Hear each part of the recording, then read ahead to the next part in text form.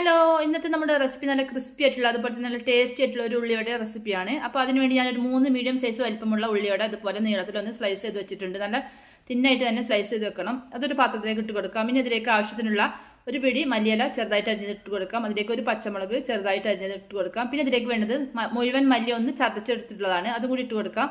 ഒരു 1/4 ടീസ്പൂണോളം മഞ്ഞൾപ്പൊടി, ഒരു 1/2 ടീസ്പൂണോളം മുളക് പൊടി, പിന്നെ ആവശ്യത്തിനുള്ള ഉപ്പ് ചേർത്ത് കൊടുക്കാം. പിന്നെ ഇതിലേക്ക് വേണ്ടത് 1 കപ്പ് കടലമാവാണ്, അതും കൂടി ചേർത്ത് നല്ല പോലെ തന്നെ ഒന്ന് മിക്സ് ചെയ്ത് കൊടുക്കാം. അപ്പോൾ നമുക്കിതിലേക്ക് വെള്ളം ഒന്നും ചേർക്കേണ്ട ആവശ്യമില്ല, നമ്മൾ സവാളയിലുള്ള വെള്ളം മാത്രം മതി കേട്ടോ. അപ്പോൾ നല്ല ഒന്ന് മിക്സ് ചെയ്ത് കൊടുക്കാം. ഇനി നമുക്കൊന്ന് പൊരിച്ചെടുക്കാം. നമ്മൾ റെസ്റ്റ് ചെയ്യാൻ നമുക്കൊന്നും വേണ്ട.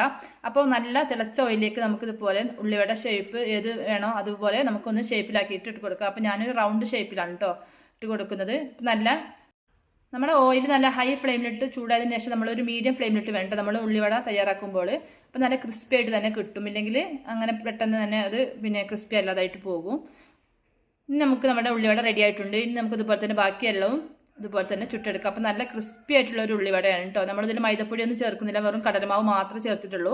നല്ല ടേസ്റ്റി ആയിട്ടുള്ള ഉള്ളിവട ഇവിടെ റെഡി ആയിട്ടുണ്ട്. അപ്പോൾ എല്ലാവരും ഇതുപോലെ ഒന്ന് ട്രൈ ചെയ്ത് നോക്കണം കേട്ടോ. നല്ല ടേസ്റ്റ്, നമ്മുടെ 4 മണിക്ക് ചായക്ക് കൂടെയൊക്കെ നല്ല കഴിക്കാൻ പറ്റിയ ഒരു അടിപൊളി റെസിപ്പിയാണ്.